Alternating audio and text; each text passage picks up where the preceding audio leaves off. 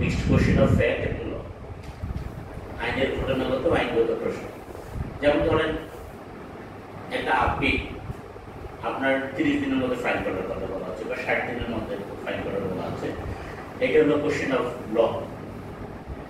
কিন্তু আপনি section 5 of লিমিটেশনে যদি নির্ধারিত সময়সীমার মধ্যে 30 দিন বা 60 দিনের মধ্যে দাখিল করতে না পারেন, তাহলে কিন্তু আপনি এক্সপ্লেনেশন দিতে পারেন, এভিডেন্স দিতে, যে আমি অসুস্থ ছিলাম বা চিকিৎসা ছিলাম, দেশের বাইরে ছিলাম বা আমি প্রিজনে ছিলাম, এই ধরনের নানা কথা আপনি বলতে পারেন।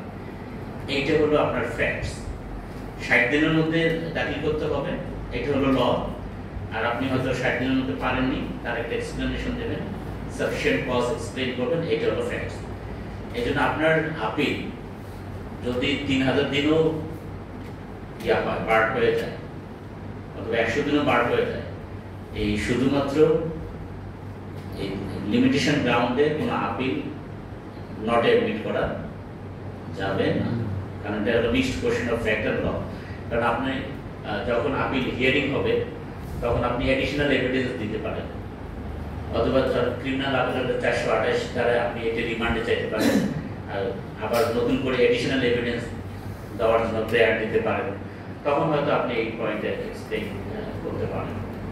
এই জন্য শুধুমাত্র তামাদি গ্রাউন্ডে কোনো ক্রিমিনাল মামলা এই নট অ্যাডমিট হওয়ার সুযোগ নেই, কারণ এটা হলো মিক্সড কোশ্চেন অফ ফ্যাক্ট এবং ল।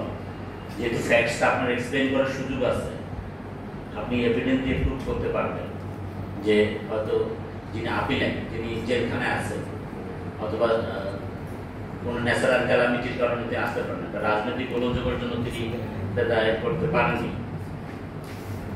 অথবা অন্য কোনো সাফিসিয়েন্ট কজ যদি আপনি শো করতে পারেন, এবং সেটা শো করার জন্য আপনি এভিডেন্সও লিড করতে পারবেন। এই জন্য এটা শুধুমাত্র তামাদি গ্রাউন্ডে আপিল নট অ্যাডমিটেড হওয়ার কোনো সুযোগ নেই, অর্থাৎ কোনো কারণে আপিল নট অ্যাডমিট করার কোনো স্কোপ আইনে রাখা হয়নি, অন্তত ক্রিমিনাল আপিল।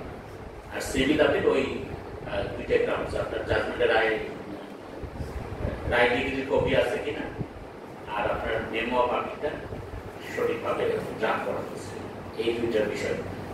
ওইখানে যদি সঠিকভাবে ড্র করা না থাকে তাহলে আপনাকে ফেরত দিতে পারতাম।